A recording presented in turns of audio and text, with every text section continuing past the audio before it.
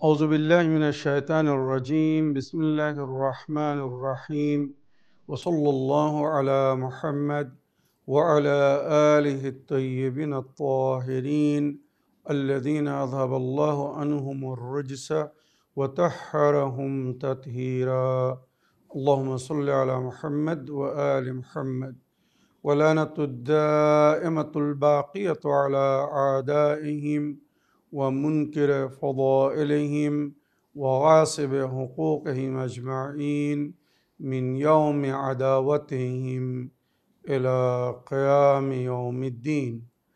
أما بعد يا عباد الله، أوصيكم ونفسي بتقوى الله، فإن التقوى خير الزاد وبها المعاد، وتنفع يوم لا ينفع فيه مال ولا بنون إلا من أتى الله بقلب سليم. وصلى الله على محمد وعلى آله الطيبين الطاهرين. اللهم صل على محمد وآل محمد وعجل فرجهم. আমার প্রিয় দর্শক ও শ্রোতাবৃন্দ, আসসালামু আলাইকুম ওরহমতুল্লাহি ওয়াবারাকাতুহ।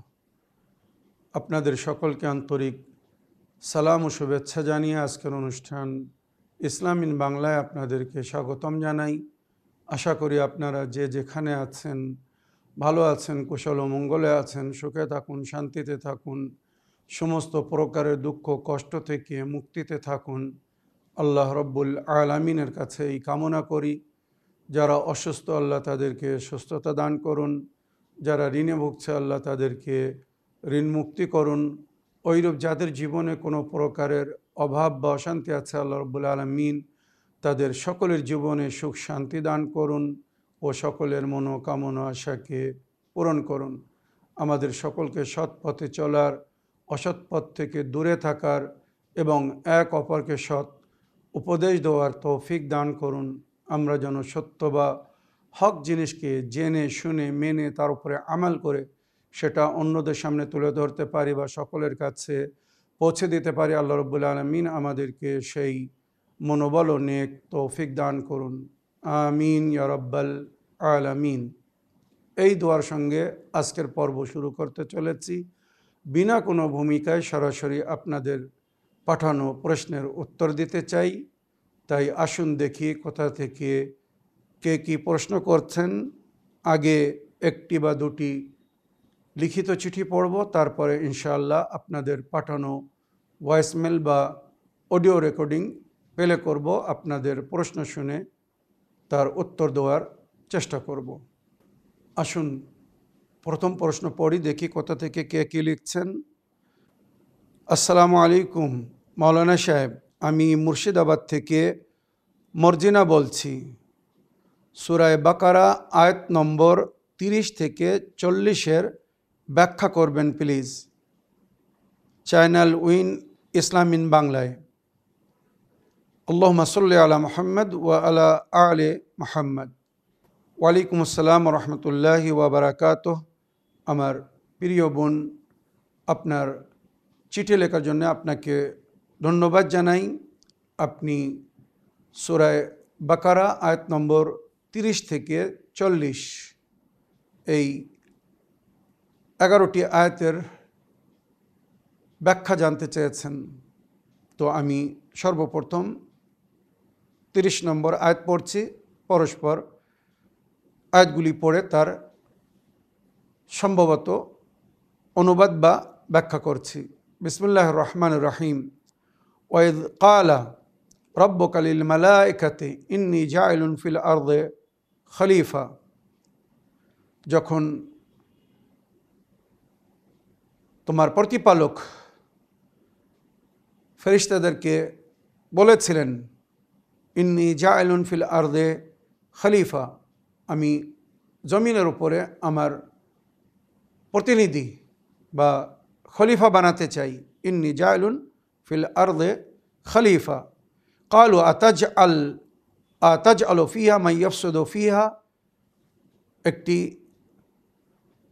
অভিযোগ রূপে ফেরেশতারা আল্লাহকে বললেন, কালু আতাজআলু ফিহা মান ইয়াফসুদু ফিহা ওয়া ইয়াফসিকুদ দিমা, জমিনের ওপরে তাকে খলিফা বানাবেন যে জমিনের ওপরে ফিতনা ও ফাসাদ করবে, বিশৃঙ্খলা ঘটাবে, রক্তপাত করবে। ওয়া নাহনু নুসাব্বিহু বিহামদিক ওয়া নুকদ্দিসু লাকা, যেখানে আমরা আপনার তাসবিহ ও তাহলিল করছি, আপনার পবিত্রতার গুণ গাচ্ছি, আমাদের মধ্যে কাউকে জমিনের দায়িত্ব দিন বা জমিনের ওপরে আপনার খলিফা বানান। এই ধরনের একটি আবেদন ছিল ফেরেশতাদের, মালায়েকাদের তরফ থেকে আল্লাহর সামনে। কালা ইন্নী আলামু মা লা তা'লামুন, তখন আল্লাহ রাব্বুল আলামিন বললেন যে আমি জানি তোমরা জানো না, আমি কাকে খলিফা করতে যাচ্ছি, কী উদ্দেশ্য, এ বিষয়ে তোমরা জানো না। হ্যাঁ, আমি তাকে নিযুক্ত করার পরে তোমাদের এবং তার পরীক্ষা নেব। যে পরীক্ষায় সফলতা অর্জন করবে তাকে আমি সম্মানিত স্থান দান করব। ফেরেশতারা আল্লাহর হুকুমের আগে নতশির হলো। সুতরাং আয়াত নম্বর 31 আল্লাহ রাব্বুল আলামিনের ইরশাদ হচ্ছে, ওয়া আল্লামাল আদমাল আসমাআ কুল্লাহা, আল্লাহ রাব্বুল আলামিন হযরত আদমকে সমস্ত ইসমে আজম বা পবিত্র নামের শিক্ষা বা জ্ঞান দান করেছিলেন। সুম্মা আরাদহুম আলাল মালায়েকা, তারপরে আদম আলাইহিস সালামকে ফেরেশতাদের সামনে পেশ করলেন, মালায়েকাদের সামনে রাখলেন। ফাকাল আম্বিউনি বিআসমা হাউলাই ইন কুনতুম সাদিকিন, আপনারা জানেন জানাবে আদম নবীর পেশানি কপালের উপরে 14 মাসুমিনের নাম উজ্জ্বল রূপে বা উজ্জ্বলিত ছিল, নূর দিয়ে লিপিবদ্ধ করা হয়েছিল। ওইটাকে স্মরণে রেখে আল্লাহ ফেরেশতাদেরকে হুকুম দিয়েছিলেন, মালায়েকাদেরকে তোমরা আদমকে সেজদা করো, কেননা আল্লাহ নিজের নূর থেকে তাদেরকে সৃষ্টি করেছিলেন। সুতরাং ওই নূরের আগে নতশির হওয়া মানে আল্লাহর সামনে নতশির হওয়া। ওয়াইদা নাফাখতু ফীহি মিন রূহি ফাকাউ লাহু সাজিদিন, তোমরা সবাই তার সামনে সেজদারেজ হবে, নতশির হবে। ওই যে নাম লেখা ছিল, আল্লাহ নিজের ফেরেশতাদেরকে বললেন, কালা আম্বিউনি বিআসমা হাউলাই ইন কুনতুম সাদিকিন, যদি তোমরা নিজের দাবিতে সত্যবাদী হয়ে থাকো যে তোমরা বেশি অধিকার রাখো জমিনের উপরে আমার খলিফা হওয়ার, তো ওই নামগুলো বলে দাও যেটা আদমের কপালের উপরে লেখা আছে। ক্বালু সুবহানাকা লা ইলমা লানা ইল্লা মা আল্লামতানা, তখন ফেরেশতারা নতশির রূপে বলল, হে আমার প্রতিপালক, আপনি সমস্ত সম্মানের মালিক, পাক পবিত্র আপনি। লা ইলমা লানা ইল্লা মা আল্লামতানা, আমরা কিছু জানি না কিন্তু ততটুকুই যতটুকু আপনি আমাদেরকে শিখিয়েছেন, জানিয়েছেন বা বলেছেন। লা ইলমা লানা ইল্লা মা আল্লামতানা ইন্নাকা আনতাল আলিমুল হাকিম, আপনি সমস্ত বিষয়ে অবগত এবং সমস্ত হিকমতের মালিক আপনি।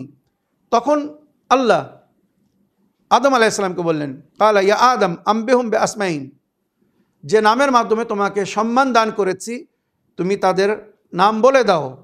কালা ইয়া আদম আম্বিহুম বিআসমাইহিম, তাদের নাম বলো। ফালাম্মা আম্বাহুম বিআসমাইহিম, যখন আদম আলাইহিস সালাম ওই পবিত্র নাম, ওই নূর, যে নূরকে আল্লাহ নিজের নূর থেকে সৃষ্টি করেছিলেন, অর্থাৎ নবী ও নবীর আহলে বাইতের নূর, পঞ্চতনে পাক, 12 ইমাম বা 14 মাসুমিন আলাইহিস সালামের নূর, ওই নাম আদম আলাইহিস সালাম শুনিয়ে দিলেন, ফেরেশতাদের সামনে বললেন। হযরত মুহাম্মদ মুস্তাফা সাল্লাল্লাহু আলাইহি সাল্লাম থেকে নিয়ে ইমাম মেহদী আলাইহিস সালাম পর্যন্ত 14 মাসুমিনের নাম বললেন। 14 মাসুমিনের যখন হযরত আদম আলাইহিস সালাম নাম নিলেন, তখন আল্লাহ কি বললেন? কালা আলাম আকুল লাকুম ইন্নী আলামু গায়বুস সামাওয়াতি ওয়াল আরদ ফেরেশতাদেরকে বললেন, আমি কি তোমাদেরকে বলেনি যে আমি জমিন ও আসমানের সমস্ত রহস্য জানি, সমস্ত বিষয় আমি জানি, সমস্ত গায়েবের খবর আমার কাছে। ওয়া আলাম মা তুবদুন ওয়া মা কুনতুম তাকতুমুন, আর তোমরা যেটা প্রকাশ্য রূপে করো আর যেটা গোপন রাখো সব আমি অবগত, সব আমি জানি। ওয়াইদ কুলনা লিল মালায়েকাতি ইসজুদু লি আদামা ফাসাজাদু ইল্লা ইবলিস, আমি যখন বললাম, আল্লাহ বলছেন, আমি যখন বললাম ওয়াইজ কুলনা লিল মালায়েকাতি ইসজুদু লি আদম, তোমরা আদমের আগে সেজদারেজ হও, নতশির হও, ফাসাজাদু ইল্লা ইবলিস, সবাই সেজদা করলো আদম আলাইহিস সালামকে, ইল্লা ইবলিস, হ্যাঁ ইবলিস সেজদা করেন, আবা অস্বীকার করলো, অমান্য করলো, ওয়াস্তাকবারা অহংকার করলো, গরুর বা ঘামান্ড করলো, ওয়াকানা মিনাল কাফিরিন আর কুফরের অন্তর্ভুক্ত হলো, মানে আল্লাহর হুকুমকে যারা অস্বীকার করেছে, অমান্য করেছে, কুফর করেছে, তাদের অন্তর্ভুক্ত হলো। সুতরাং এরপরে আল্লাহ রব্বুল আলামিন জানাবে আদমকে বললেন, কুলনা ইয়া আদম উসকুনু আনতা ওয়া যাওজাকাল জান্নাহ, আয় আদম তুমি এবং তোমার স্ত্রী জান্নাতে বসবাস করো। জানাবে আদম ও হাওয়া, ওয়া কুলনা ইয়া আদম উসকুন আনতা ওয়া যাওজাকাল জান্নাহ, তুমি এবং তোমার স্ত্রী জান্নাতে থাকো, বসবাস করো। ওয়া কুলা মিনহুমা রাগাদান হায়সু শি'তুমা, আর এই জান্নাতের সব কিছু তোমাদের জন্যে বৈধ করা হয়েছে, যেখানে ইচ্ছা যা ইচ্ছা তোমরা খেতে পারো, পান করতে পারো, সব তোমাদের জন্যে হালাল এবং বৈধ। কিন্তু ওয়ালা তাকরাবা হাযিহিশ শাজারা, এই একটা গাছ, এই গাছের যেন নিকটে যেও না। ইতিহাস লিখছে, তাফসিরে যেটা লেখা, ওই গাছ এবং ওই গাছের ফল বিশিষ্ট ছিল ওই আহলে বায়তের জন্যে, মোহাম্মদ ও আলে মোহাম্মদ আলাইহিস সালামের জন্যে, যাদের ভালোবাসায় আল্লাহ এই বিশ্ব জগৎ এবং এই দুনিয়ার সমস্ত নেয়ামতকে সৃষ্টি করেছেন। ওমা খালাকতুল খালকা, এই যে সৃষ্টিকে তোমরা দেখছো আমি সৃষ্টি করিনি, কিন্তু এদের মহব্বতে, ইন্নী মা খালাকতুস সামাআ মাবনিয়া ওয়ালা আরদা মাদিয়া ওয়ালা কামরাম মুনীরা ওয়ালা শামসাম মুদিয়া ওয়ালা ফালাকান ইয়াদুর ওয়ালা বাহরিন ইয়াজরি ওয়ালা ফুলকান তাসরি ইল্লা ফি মুহাব্বতি হাউলাইল খামসাতিল্লাযিনা হুম তাহতাল কিসায়, এই আসহাবে কিসা, এই আহলে বায়তের মহব্বতে সব কিছু আমি সৃষ্টি করেছি, মনে রাখবেন। তো ওই গাছ আর তার ফল বিশিষ্ট করা হয়েছিল মোহাম্মদ আলে মোহাম্মদের জন্য। তো আদমকে বলা হয়েছিল এবং তার স্ত্রী জানাবে হাওয়াকে, তোমরা এই গাছের নিকটে যেন যেও না, এই গাছের নিকটে যেও না। এখানে একটি জিনিস আমরা ইশারায় বুঝি যে একটা গাছের নিকটে যাওয়া আমাদের জন্য যখন নিষেধ, তার মানে কি ওই গাছকে ব্যবহার করা বা ওই গাছের ফল বা ফুল ইত্যাদি ব্যবহার করা আমাদের জন্যে হয়তো বৈধ না। সুতরাং আল্লাহ যখন জানাবে আদম ও হাওয়াকে বললেন তোমরা জান্নাতে বসবাস করো, কিন্তু ওই গাছের নিকটে যেও না, বাকি সব কিছু তোমাদের জন্য বৈধ, হালাল, যেখানে যা ইচ্ছা তোমরা খেতে বা পান করতে পারো। ওয়ালা তাকরাবা হাযিহিশ শাজারা ফাতাকুনা মিনাজ জালিমিন, যদি তোমরা এই গাছের নিকটে যাও বা ওই গাছের ফল খাও বা ওই গাছ থেকে যেটা তোমাদেরকে নিষেধ করা হয়েছে লাভবান হও, তো তোমরা নিজের ওপরে অত্যাচার করবে। ফাআযাল্লাহুমা শায়তান, আপনারা জানেন আদমকে সেজদা না করার কারণে শয়তানকে জান্নাত থেকে প্রতারিত করা হয়েছিল, তাড়িয়ে দেওয়া হয়েছিল। সুতরাং শয়তান সুযোগ খুঁজছিল যে আমাকে যখন জান্নাত থেকে বাইর করা হয়েছে এই আদমের জন্যে, তো আমিও এই আদমকে জান্নাতে থাকতে দেব না। শয়তান আল্লাহকে চ্যালেঞ্জ করেছিল, যখন আমাকে আদমের কারণে সেজদা না করার জন্যে জান্নাত থেকে বাহির করা হয়েছে, তো আমিও আদমকে জান্নাতে থাকতে দেবো না, যে কোনো কৌশলে তাকে আমি জান্নাত থেকে বাইরে নিয়ে আসব, আর আপ্রান্ত চেষ্টা করব আদম সন্তান যেন পুনরায় জান্নাতে না যেতে পারে। শয়তান ইবলিস জানাবে আদমকে সেজদা করার অমান্য করার আগে বহু বছর, লক্ষ লক্ষ কোটি কোটি বছর ধরে আল্লাহর উপাসনা ইবাদত করছিল, তার পরিফলের দাবি করলো যে আমি এতদিন ধরে হে আমার প্রতিপালক আপনার উপাসনা ইবাদত করেছি, আমাকে যখন জান্নাত থেকে বাইর করে দেওয়া হয়েছে তো আমার এত দিনের উপাসনা ইবাদতের ফল দেওয়া হোক। আল্লাহ ইবলিসকে বললেন, চাও, দাবি করো, তুমি কি চাও, তোমার এই উপাসনা ইবাদতের পরিপ্রেক্ষে তোমার জন্য আজর আছে। ফামান ইয়ামাল মিসকালা যাররাতিন খায়রান ইয়ারা, সামান্য পরিমাণে যে নেকি করবে তারও সে ফল পাবে, দেওয়া হবে, তোমার নেকির তোমাকে ফল দেওয়া হবে। তুমি কি চাও?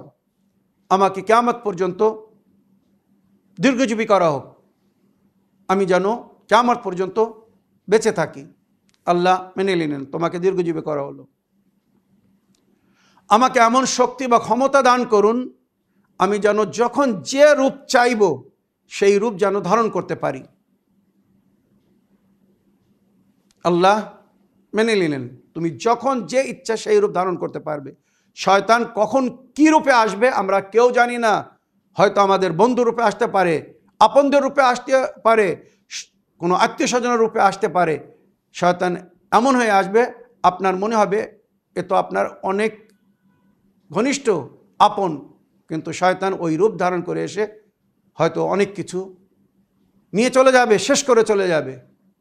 শয়তান আল্লাহর কাছে দাবি করে রূপ নিয়ে নিল যে আমি যখন যে রূপ চাইব সেই রূপ যেন ধারণ করতে পারি। আর তৃতীয় দাবি ছিল শয়তানের যে আমি তোমার বান্দাকে, আদম সন্তানকে বাধা দেব। লা উগওয়িআন্নাহুম আজমাইন, সূরা হিজর আপনারা তুলে দেখুন, এদের সবাইকে আমি পথভ্রষ্ট করে দেব। আমাকে ক্ষমতা দান করা হোক, ডান দিক থেকে, বাম দিক থেকে, আগে থেকে, পিছন থেকে, চারিদিক থেকে আমি যেন আক্রমণ করতে পারি। তোমার বান্দা বা আদম সন্তানকে যেন আমি কন্ট্রোল করতে পারি, আমার আয়ত্তে নিতে পারি, যেভাবে ইচ্ছা সেইভাবে যেন চালিয়ে তাকে পথভ্রষ্ট করতে পারি। আল্লাহ তাকে ক্ষমতা দান করলেন, তবে তার সঙ্গে বললেন যে ইবলিস, শয়তান মনে রাখিস, তুই আমার বান্দাকে, আদম সন্তানকে ডান দিক থেকে, বাম দিক থেকে, সামনে থেকে, পিছন থেকে আক্রমণ করে নেকি থেকে দূরে রাখার চেষ্টা করবি, বাধা দিবি বা তাদেরকে পথভ্রষ্ট করবি। আমার ওই বান্দা যদি সে আমার বান্দা হয়ে থাকে, একবার যদি সে নিজের সৃষ্টি এবং সৃষ্টিকর্তাকে স্মরণ করে, নিজের খালিককে, নিজের প্রতিপালককে স্মরণ করে সে যদি আমার সামনে দুই হাত তুলে মোনাজাত করে, ক্ষমা চায়, মানে দুটো রাস্তা আল্লাহ শয়তানের অধীনে দেননি, নিজের জন্য রেখেছেন, আকাশের রাস্তা আর জমিনের রাস্তা। তো সে যদি দুই হাত তুলে আমার কাছে ফরিয়াদ করে, তওবা করে, ক্ষমা চায়, আর মাটিতে আমার আগে যদি সে নতশির হয়ে সেজদায় যায়, আর সেখানে যদি সে আমার কাছে ক্ষমার প্রার্থী হয়, তো তুই তাকে ডান দিক থেকে বাধা দিবি, বাম দিক থেকে বাধা দিবি, সামনে থেকে বাধা দিবি, পিছন থেকে বাধা দিবি, তুই 70 বার তাকে বাধা দিবি, আমি 71 বার তাকে ক্ষমা করার জন্য প্রস্তুত। কত করুণাময় আল্লাহ আমাদের। সুতরাং শয়তান যখন ওখান থেকে প্রতারিত হলো জান্নাত থেকে, তখন সে একটা নির্ণয় নিল যে আমি যখন জান্নাতে থাকতে পারলাম না, তো আদমকেও থাকতে দেবো না। আর আমাকে যখন পুনরায় জান্নাতে যাওয়ার সুযোগ দেওয়া হবে না, পরিষ্কার বলে দেওয়া হয়েছে তোমার পরিণাম বা চিরস্থায়ী ঠিকানা হবে জাহান্নাম, তো আমিও আদম সন্তানকে জান্নাতে যেতে দেবো না, চেষ্টা করব কেউ যেন জান্নাতে না যেতে পারে। লা উগওয়িআন্নাহুম আজমাইন ইল্লা ইবাদাকা মিনহুম আল মুখলিসুন আও মুখলিসিন। হ্যাঁ, তোমার কিছু মুখলিস বান্দারা আছে যাদেরকে আমি পথভ্রষ্ট করতে পারবো না, বাকি সবাইকে পথভ্রষ্ট করে দেবো। কিছু মুখলিস বান্দারা অতি আল্লাহর প্রিয় বান্দা হবে, যাদেরকে শয়তান পথভ্রষ্ট করতে পারবে না। এরা কারা? তো এখানে আগে কোরআন বলছে, ওই সূরা হিজর আয়াত নম্বর 41 41 তুলে দেখুন, হাজা সিরাত আলিইন মুস্তাকিম, এই আলীর রাস্তাই হচ্ছে সিরাতুল মুস্তাকিম, যেটা বর্তমান রূপে লেখা হয়েছে হাজা সিরাতুন আলাইয়া মুস্তাকিম। এটা আমারই রাস্তা, যেটাকে সিরাতুল মুস্তাকিমে বলা হয়েছে, যে এই সিরাতুল মুস্তাকিমের ওপরে চলবে বা চলতে থাকবে, শয়তান তাকে পথভ্রষ্ট করতে পারবে না। আর তারাই হবে আল্লাহর নিকটতম বান্দা, তারাই হবে আল্লাহর প্রিয় বান্দা, যারা আল্লাহ ছাড়া অন্য কারোর হুকুম মানবে না, আল্লাহ ছাড়া অন্য কারোর কথা শুনবে না। ঈমান দিয়ে বলুন, আমি আপনাদের কাছে প্রশ্ন করছি, মুহাম্মদ ও আলে মুহাম্মদ ছাড়া বিশ্বে এমন কোনো ব্যক্তি আপনারা খুঁজে পাবেন না বা দেখাতে পারবেন না যারা আল্লাহ ছাড়া কখনো কারোর সামনে নতশির হয়নি, আর শয়তান তাদেরকে কখনো ধোঁকা দিতে পারেননি, শয়তান তাদেরকে কখনো ধোঁকা দিতে পারেনি। এনারা হচ্ছেন মাসুমিন, যাদের পবিত্রতা এবং রক্ষার দায়িত্ব স্বয়ং আল্লাহ নিয়েছেন। সুতরাং এখানে সেই জিকির হয়েছে, ফাআযাল্লাহুমা শায়তান, শয়তান জানাবে আদম ও হাওয়াকে ধোঁকা দিল। ফাআখরাজাহুমা মিম্মা কানা ফিহি, আর যে নেমাতের মধ্যে তারা ছিল, মানে আদম হাওয়া, সেখান থেকে বাহির করলো। জানেন, শয়তান ওই গাছের ফল নিয়ে জানাবে হাওয়াকে দিয়েছিল। ওনারা কিন্তু গাছের নিকটে যাননি। অনেক মুফাসসিরিন যারা হয়তো, আমি আমার শিক্ষা বা জ্ঞান অনুযায়ী বলছি, বাস্তব থেকে অবগত নন, হকিকত জানেন না বলে তানারা বলেন যে হযরত আদম ও হাওয়া ভুল করেছিলেন, অন্যায় করেছিলেন, পাপ করেছিলেন, আল্লাহর হুকুমকে অমান্য করেছিলেন। আল্লাহ যে গাছের নিকটে যেতে মানা করেছিলেন, ওনারা সেই গাছের ফল খেয়েছিলেন। মনে রাখবেন, আল্লাহ রাব্বুল আলামিন আদম হাওয়াকে বলেছিলেন, ফালা তাকরাবা হাযিহিশ শাজারা, এই গাছের নিকটে যেও না, যেটা প্রকাশ্য জাহেরি আয়াত, এই গাছের নিকটে যেও না। ওখানে কোথাও উল্লেখ নেই যে ওই গাছের যেন ফল খেও না। এটা একটা অর্থ হিসেবে নেওয়া হয় যে যার নিকটে যাওয়া মানা, তার মানে তার ফলও খাওয়া মানা। কিন্তু বাস্তবে যদি দেখা যায়, তো আদম হাওয়া ওই গাছের নিকটেও যাননি, গাছকে স্পর্শও করেননি, বা নিজেরা ওই গাছের ফল ভেঙে খাননি। হ্যাঁ, শয়তান ওই ফল এনে দিয়েছিল, আর এটা ছিল একটা ছলনা বা একটা বাহানা এই দুনিয়ায় অবতীর্ণ হওয়ার, হযরত আদম ও হাওয়া আলাইহিস সালামের। সুতরাং ফাআযাল্লাহুমা শায়তানু আনহা, শয়তান ধোঁকা দিল। ফাআখরাজাহুমা মিম্মা কানা ফিহি, আর সেখান থেকে তাদেরকে বাইর করলো যেখানে তারা ছিল। ফাকুলনা ইহবিতু বা'দুকুম লিবা'দিন আদুউন, তখন আল্লাহ বললেন, এবারে তোমরা জমিনের উপরে যাও, তবে কিয়ামত পর্যন্ত তোমরা এক অপরের শত্রুর রূপে গণ্য হবে। শয়তান এবং আদম বা আদম সন্তান, মনে রাখবেন, এক অপরের সঙ্গে সবসময় শত্রুর রূপে। শয়তান কখনো আদম বা আদম সন্তানের মঙ্গল চায় না, বা যারা হাকিকি আদম বা আল্লাহর নবীর সন্তান, তারা কখনো শয়তানকে ফলো করবে না, শয়তানের হুকুম মানবে না। কিন্তু শয়তান যাদের মধ্যে একবার প্রবেশ করে, বিরাজ করে, আর যারা নিজের জঘন্যতার মাধ্যমে, অপবিত্রতার মাধ্যমে, নাজিস ও হারাম খেয়ে বা অবৈধ সম্পর্কের মাধ্যমে এই দুনিয়ায় এসেছে, তারা কিন্তু নিজের পবিত্রতাকে নষ্ট করে ফেলেছে, যার কারণে তারা শয়তানের অধীনে চলে যাচ্ছে বা অধীনে চলে যায়, আর শয়তান তাদেরকে পথভ্রষ্ট করে দেয়। ফাআযাল্লাহুমা শায়তানু আনহা ফাআখরাজাহুমা মিম্মা কানা ফিহি ওয়া কুলনা ইহবিতু বা'দুকুম লিবা'দিন আদুওয়া, তোমরা এক অপরের শত্রু। ওয়ালাকুম ফিল আরদি মুস্তাকাররুন ওয়া মাতাউন ইলা হিন, এই জমিনে তোমাদেরকে নির্ধারিত সময়ের জন্য পাঠানো হচ্ছে। হ্যাঁ, এই জমিনের সমস্ত নেয়ামত থেকে তোমরা লাভবান হবে, তোমরা উপভোগ করবে। যে আল্লাহকে মানে সেও এই জমিনের নেয়ামত থেকে লাভবান হচ্ছে, জমিনের নেয়ামত উপভোগ করছে। যে আল্লাহকে না মানে, যে মানে সে আর যে না মানে সে, উভয়ই কিন্তু আল্লাহর নেয়ামত থেকে লাভবান হচ্ছে বা উপভোগ করছে এই জমিনে। আল্লাহ যখন আমাদেরকে দুনিয়ায় পাঠিয়েছেন, সৃষ্টি করেছেন, তো আমাদের রুজির দায়িত্ব আল্লাহ নিয়েছেন। যে আল্লাহকে মানে, আল্লাহর উপাসনা করছে, ইবাদত করছে, নেক বান্দা, তাকেও আল্লাহ রুজি দিচ্ছে। যে আল্লাহকে মানে না, আল্লাহর উপাসনা করে না, আল্লাহর কথা শুনে না, তাকেও কিন্তু আল্লাহ রুজি দিচ্ছে। যেমন মাতা পিতা নিজের ভালো সন্তানের, সুসন্তানেরও খেয়াল করেন, যারা অবাধ্য হয়, কথা শোনে না, কিন্তু তাদেরকেও মা বাপ সন্তান হিসাবে তাদের খেয়াল করেন, পানাহারের ব্যবস্থা করেন, পরিধানের ব্যবস্থা করেন, বা প্রয়োজনকে পুরো করেন। তো আমাদের মাতা পিতার চেয়ে তো আল্লাহ আমাদেরকে অধিক ভালোবাসেন। সুতরাং যিনি আমাদেরকে সৃষ্টি করেছেন, বানিয়েছেন, তো একটা জিনিস তৈরি করার পরে তার প্রয়োজনকে পুরো করার দায়িত্বও তার, যে তৈরি করেছে। তো ওইরূপ আল্লাহ রব্বুল আলামিন এই দুনিয়ার সমস্ত নেয়ামতের মাধ্যমে আমাদের প্রয়োজনকে পুরো করছেন।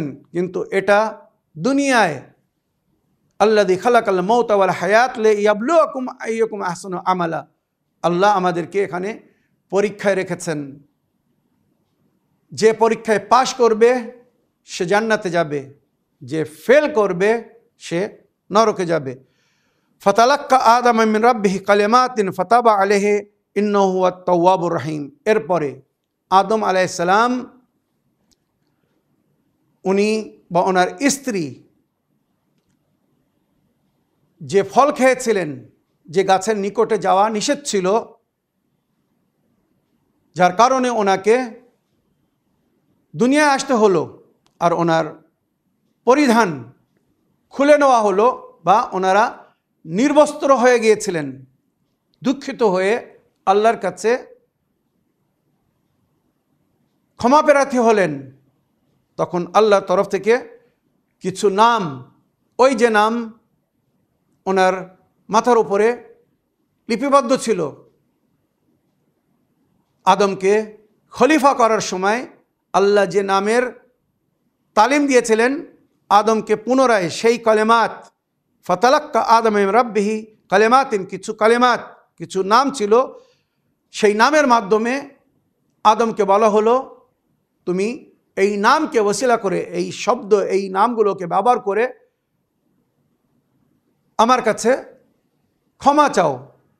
আমি তোমার ভুলকে, বা যেটা হয়তো উচিত ছিল না তুমি করে ফেলেছ তোমার স্ত্রীর কথা শুনে, সুতরাং তোমাদের উভয়কে আমি ক্ষমা করে দেবো।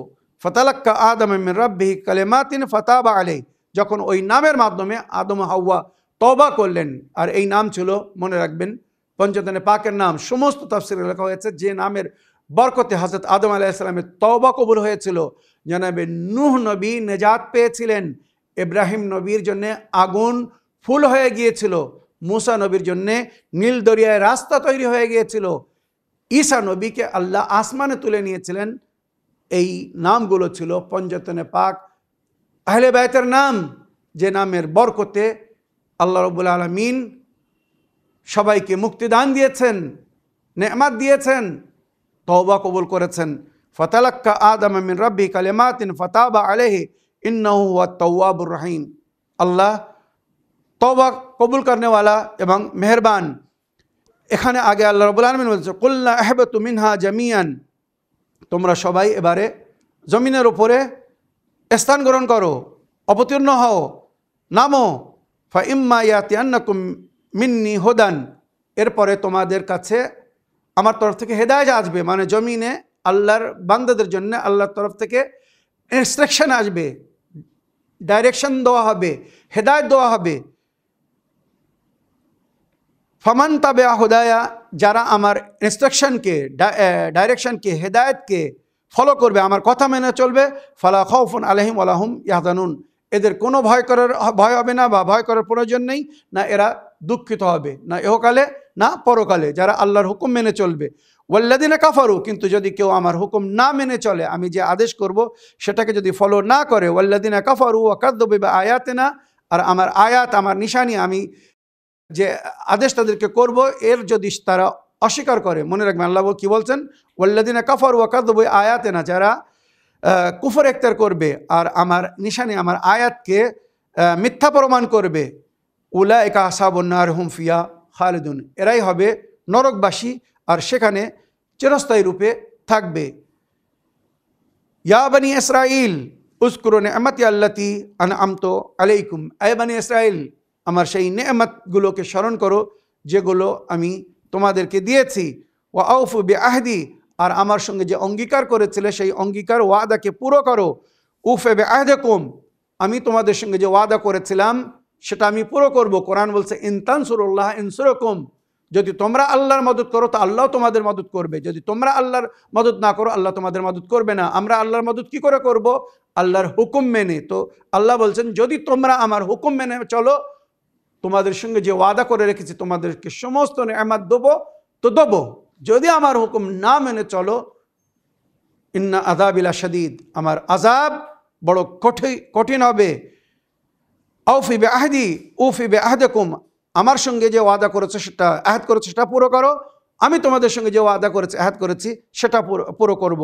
ওয়া ইয়া ফারহাবুন, আর আমার ভয় করো। মনে রেখো আমার হুকুমকে যদি অমান্য করো তো তার পরিণাম কিন্তু বড় ভয়ঙ্কর হবে।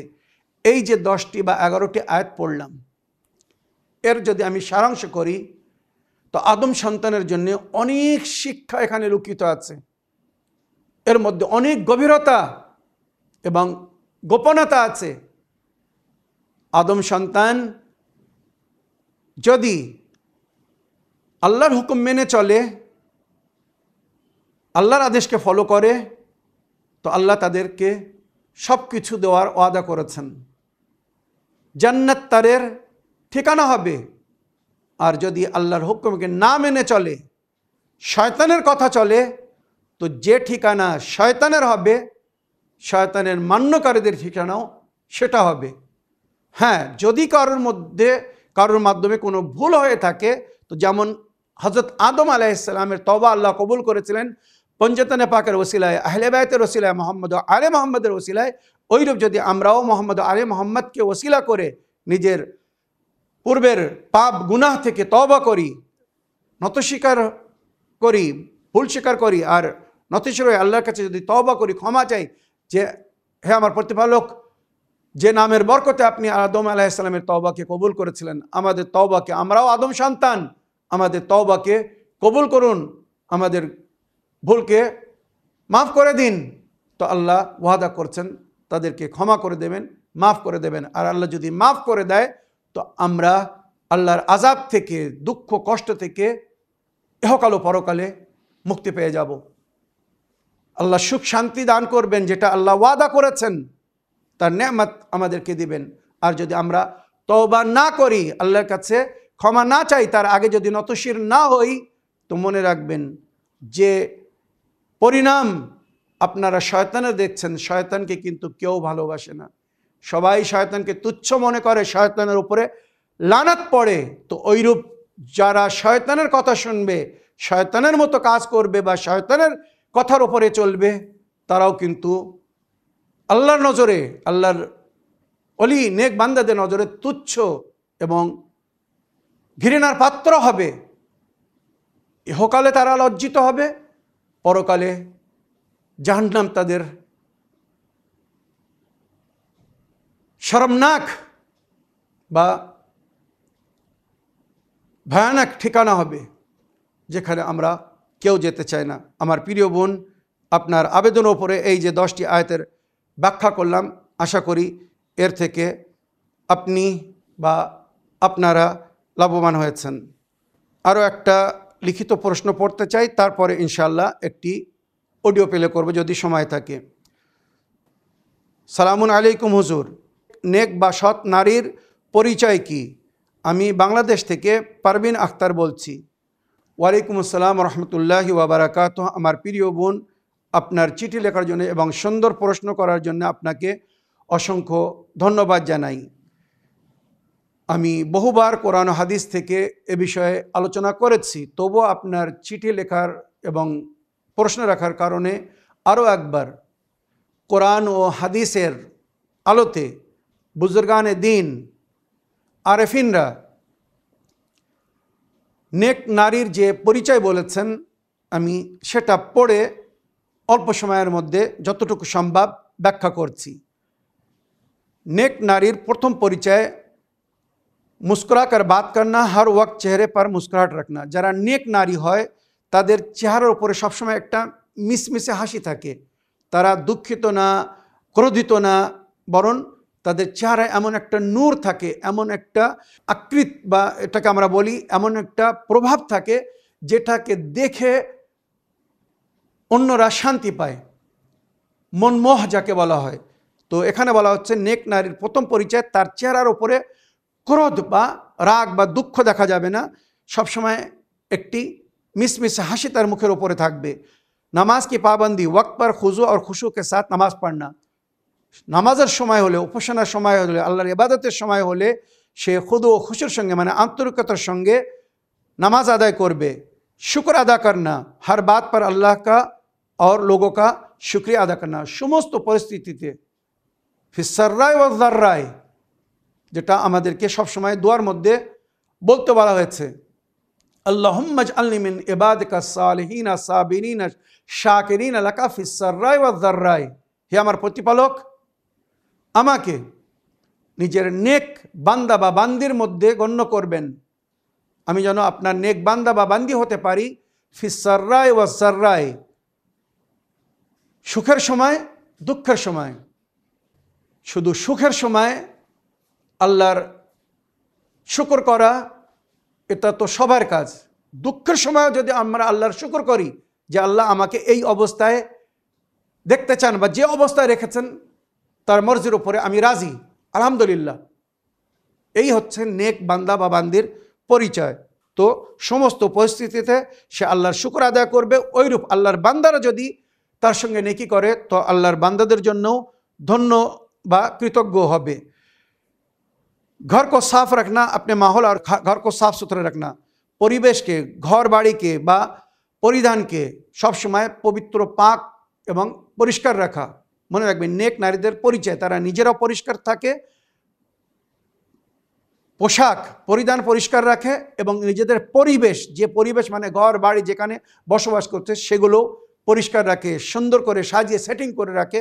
এগুলো সব নেক নারীদের পরিচয়। प्यार से बात करना, छोटी छोटी बातों पर गुस्सा ना करना। सब समय माया मोहब्बतेर संगे आदर যত্নের সঙ্গে কথা বলা এবং ছোট ছোট কথায় রাগ না করা।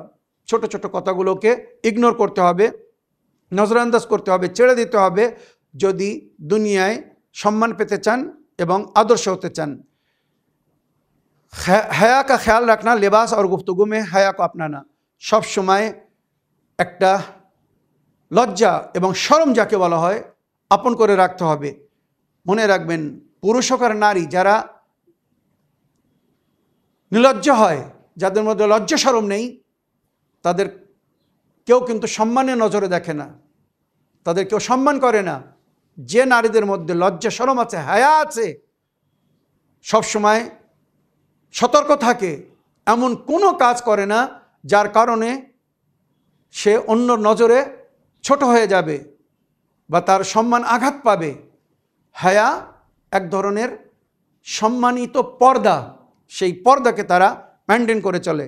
হায়া কা খেয়াল রাখনা, লিবাস और गुफ्तगू में হায়া को अपनाना। মানে পোশাকও যেন ভদ্র হয়, সুন্দর হয়। অভদ্র পোশাক, বেহায়া পুরুষ বা বেহায়া নারীরা যে ধরনের পোশাক পরে, নেক নারীরা ওই ধরনের পোশাক কখনো পরিধান করে না। তারা সব সময় হেজাবের সঙ্গে থাকে, আদবের সঙ্গে থাকে, পর্দার সঙ্গে থাকে। হেজাব বা পর্দা করার জন্য সবসময় বোরকা পরার প্রয়োজন নেই, চাদর পরার প্রয়োজন নেই। হ্যাঁ, যে পোশাকটা পরেছেন সেই পোশাকটা যেন সম্মানিত হয়। সুতরাং নারী যদি বা আদব হয়, তার মধ্যে হায়া, শরম বা লজ্জা যদি থাকে, তো সেও নিজেও সম্মানিত জীবনযাপন করে আর তার জন্যে অন্য কেউ পাপে লিপ্ত হয় না। ঘরেলু কামों में दिलचस्पी लेना, हर काम खुशी खुशी करना। বাড়ির কাজে মনোযোগ দেওয়া এবং মনোযোগের সঙ্গে বাড়ির সমস্ত কাজ करा खुशिर संगे सब्र और शुक्र अपने हालात पर सब्र करना और अल्लाह का शुक्र যখন যে অবস্থায় সারা জীবন মানুষ এক অবস্থায় থাকে না কখনো জীবনে উতার চড়াও মানে উচ্চ নিচ হয় অনেক সময় অবস্থা ভালো হয়ে যায় আবার অনেক সময় কোনো কারণে হয়তো পরীক্ষায় মানুষ পড়ে যায় আর দুস্থ অবস্থার মধ্যে আর্থিক সংকটের মধ্যে চলে যায় তো সমস্ত পরিস্থিতিতে যে নারীরা মেইনটেইন করতে পারে সুখের সময়ও দুঃখের সময়ও এরা হচ্ছে নেক নারী সৎ নারী তাই বলা হচ্ছে আপনি হালাত পর সবর করনা যখন যে অবস্থায় থাকবে ধৈর্য ধরবেন আল্লাহর শুকর আদায় করতে থাকবেন গীবত से बचना কারোর গীবত করবেন না किसी की बुराई ना करना और हर एक का भला सोचना কারোর বুরাই করবেন না সবার সঙ্গে সবার সম্পর্কে সবসময় মঙ্গল কামনা করবেন नरमी और मोहब्बत से साथ नरमी और मोहब्बत से पेश आना सब समय सकलेर संगे নম্রতার संगे ভদ্রতার संगे ভালোবাসা মায়া মহব্বতের संगे ব্যবহার করবেন দেখবেন সবাই আপনাকে পছন্দ করবে সবাই আপনাকে ভালোবাসবে সবাই আপনার যত্ন করবে সবাই আপনার প্রশংসা করবে কিন্তু আপনি যদি ব্যবহার ভালো না রাখেন আপনার কথার মধ্যে ব্যবহারের মধ্যে যদি নম্রতা ভদ্রতা সভ্যতা না থাকে তো আপনার জীবনসাথী সেও হয়তো আপনার আপন হবে না তার পরিবার তো অনেক দূরের কথা বা সমাজের অন্যরা তো অনেক দূরের কথা অনেক সময় বউরা এত সুন্দর হয় যে শ্বশুর শাশুড়ি বলে আমার কন্যার চেয়ে তো আমার বৌমা অনেক ভালো বা ওই পরিবার ওই পরিবেশের লোকেরা বলে এই মেয়ে এই বাড়িতে বউ হয়ে এসেছে মনে হয় এই বাড়ির মেয়ের চেয়ে তো উনি অধিক সুন্দর এইভাবে একটা সুনাম কেনার চেষ্টা করবেন আর এটা করার জন্য আমি সমস্ত মাতা পিতার কাছে অনুরোধ করব আপনারা নিজেদের কন্যাদের মেয়েদের সঠিক শিক্ষা দিন আপনাদের শিক্ষার প্রমাণ হবে কোথায় শ্বশুর বাড়ি গিয়ে অন্য বাসায় গিয়ে অন্য জায়গায় গিয়ে যে শিক্ষা দিবেন যে তারবিয়াত দিবেন সেটা যখন সেখানে প্রকাশ পাবে ভালো দেখবে সবাই প্রশংসা করবে কত সুন্দর শিক্ষা দিয়েছেন নিজের মেয়েকে কত সুন্দর তালিম দিয়েছেন নিজের মেয়েকে তো লজ্জিত যাতে না হতে হয় নেক নারীর সবচেয়ে প্রথম পরিচয় হচ্ছে তার মধ্যে যেন সভ্যতা ভদ্রতা নম্রতা থাকে সে যেন মায়া মহব্বতের সঙ্গে আলাপ আচরণ বা ব্যবহার রাখে আশা করি আমার প্রিয় বোন আপনার প্রশ্নের উত্তর পেয়েছেন এবারে আমি আজকের এপিসোডের একটা শেষ অডিও নেব দেখি কোথা থেকে কে কি বলতে চাচ্ছেন আসসালামু আলাইকুম আমি এটা ইসলামিক বাংলাতেই দেখতে চাই আপনাকেও দোয়া ও স্মরণে রাখলাম যেহেতু এটা ইসলামিক বাংলাতে বলছি বলে তা ভাইজান এই দুদিন আগে আপনাকে তো দেখতে পাইনি কোরআন তেলাওয়াত হচ্ছিল আমি তো 8টা 8:30 এইভাবে করে বসে গেছি হ্যাঁ আমার টিভিটা খারাপ হয়ে গেছে ভাইজান আমি আমার ভাইদের বাড়িতেও দেখছিলাম তা ভাইদেরকে বলে ভাইরা বললি মাঝে মাঝে আমি যা শুনি আপনার কাছে আমল করি ভাইদেরকে বলি ভাইরা আমল করে হয়তো এটা দেখতো না কিন্তু আমি যাওয়াতে দেখছি ভাইজান ওরা দেখছে ওরাও কিছুটা আমল করছে এই নিয়ে তা আমার একটা প্রশ্ন ভাইজান যে জান্নাতের চাবি যে বইটা আপনি বলেছেন ভাইজান আমি হাবিবুল্লাহ ভাইজানের কাছে বলেছি আমি হাবিবুল্লাহ ভাইজান অ্যাকাউন্ট নাম্বার সবই দিয়েছে আপনি বলছেন বাই পোস্ট তো ভাইজান বাই পোস্ট তো ভাইজান বলছেন যে হবে না হোয়াটসঅ্যাপে মানে ইয়েতে পয়সা দিতে হবে ফোন পেতে তা ভাইজান আমি তো সব পারি না জানি না ছেলেদেরকে বলছি তা ছেলেরা বলছে মা আমার তো ফোন পে নাই তা আমাদের তো ফোন পে নেই তাহলে একটু ভাইজান এটা যদি বাই পোস্ট করে দিতে জান্নাতের চাবি বইটা তাহলে আমি খুব খুশি হতাম ভাই আপনাকে তো শুনতে কিছু করবো না দেখলে মন খুব খারাপই করে ভাইজান ছটফট করি মোবাইলে তো না এলে কোনো সময় নেটের প্রবলেম হয় পরেও দেখে নিই তো ভাইজান আল্লাহর কাছে দোয়া করে আপনি ভালো থাকেন সুস্থ থাকেন এই দোয়া করি খুদা হাফিজ ওয়ালাইকুম আসসালাম রহমতুল্লাহি ওয়া বারাকাতুহু আমার প্রিয় বোন আপনার ভয়েসমেলের জন্য আপনাকে ধন্যবাদ জানাই আমাদেরকে দোয়ায় স্মরণ রেখেছেন নিয়মিত আমাদের অনুষ্ঠানকে ফলো করছেন এর জন্য কৃতজ্ঞ জ্ঞাপন করি আপনার পরিবার বা আপনার আত্মীয় স্বজন বা আপনার ভাই বোনদেরকেও বলছেন তারাও এগুলো দেখছে শুনছে আলহামদুলিল্লাহ শুকরিল্লাহ আল্লাহ সকলের হেদায়েত করুন আল্লাহ যখন কারোর মঙ্গল চান তাকে সৎপথ দেখান যার পরকালকে আল্লাহ উজ্জ্বল দেখতে চান যাকে জান্নাতবাসী করতে চান আল্লাহ তার হেদায়েত করেন কিন্তু কেউ যদি জেনে শুনে নিজেকে পথভ্রষ্ট করে রাখে ভুল পথে চলতে থাকে তো আল্লাহ তখন তাকে তার অবস্থার উপরে ছেড়ে দেন এটাই কিন্তু কোরআনের আয়াতের মধ্যে আল্লাহ রাব্বুল আলামিন বলেছেন আমার প্রিয় বোন জান্নাতের চাবি যে বইটি আপনি নিতে চাচ্ছেন, বাই পোস্ট ওই বইটি আপনার বাড়িতে যাবে বা আপনি যে ঠিকানা দিবেন সেখানে যাবে। পয়সা বাই পোস্ট পাঠাতে হবে না, পয়সাটা ব্যাংকিং সিস্টেমের মাধ্যমে, নইলে আজকাল যে সমস্ত অ্যাপ বাইর হয়েছে, জিপে মানে গুগল পে বা পেটিএম বা অন্য সমস্ত সিস্টেম, রুপে ইত্যাদি, ফোনপে ব্যবহার হচ্ছে। ডাইরেক্ট অ্যাকাউন্টেও যদি জমা করতে পারেন, আপনার নিকটে যদি ব্যাংক থাকে, তো হাবিবুল্লাহ খান সাহেব বা আলী রেজা সাহেবের সঙ্গে যোগাযোগ করুন, বা মুখতার হোসাইন কুলিয়ায় ওনার বাড়ি, ইসলামিক বুক সেলার, ওনার সঙ্গে যোগাযোগ করুন। উনি পদ্ধতি বলে দেবেন কিভাবে আপনাকে মানি ট্রান্সফার করতে হবে। যদি ওনার অ্যাকাউন্টে পয়সা পৌঁছে যায়, ডাইরেক্ট ব্যাংকে জমা করার মাধ্যমে হোক বা কোনো অ্যাপের মাধ্যমে, ফোনপে, জিপে বা পেটিএমের মাধ্যমে, পয়সা পাওয়ার সঙ্গে সঙ্গে ওনারা বই আপনাকে পাঠিয়ে দেবেন। তবে পোস্টিং খরচা, মানে যেখান থেকে যার কাছ থেকে নেবেন ওখান থেকে আপনার বাড়িতে পৌঁছাতে পোস্টিং খরচাটা আপনাকে বহন করতে হবে। এটা কিন্তু আমার সমস্ত দর্শকবৃন্দদের জন্য। হ্যাঁ, সরাসরি যদি আপনারা প্রাপ্য স্থান থেকে বইটি সংগ্রহ করতে পারেন, শুধু বইয়ের মূল্য, আর তাছাড়া চ্যানেল উইনের দর্শকদের জন্য যে একটি বিশেষ ডিসকাউন্ট দেওয়া হয়েছে সেটাও আপনারা পাবেন, এর থেকে লাভবান হবেন। আর যদি সরাসরি না নিতে পারেন তো আপনারা বাই পোস্ট অর্ডার করতে পারেন। পোস্টিং খরচা আপনাদেরকে বহন করতে হবে, প্লাস বইয়ের যে মূল্য হবে সেটা আপনাদেরকে পে করতে হবে। আমার প্রিয় বোন, আশা করি আপনি বুঝতে পেরেছেন। আর এই সমস্ত বই কিন্তু পশ্চিম বাংলা থেকে বা বাংলাদেশের দর্শকদের জন্য শাহবাজ ভাই, আলে রসুল পাবলিকেশন, ওনার থেকে আপনারা সংগ্রহ করতে পারেন। এই বলে আমার আজকের বক্তব্য এখানে শেষ করলাম। ওয়া আখিরু দাওয়ানা আলহামদুলিল্লাহি রাব্বিল আলামিন। ওয়াসসালামু আলাইকুম ওয়া রাহমাতুল্লাহি ওয়া বারাকাতুহু।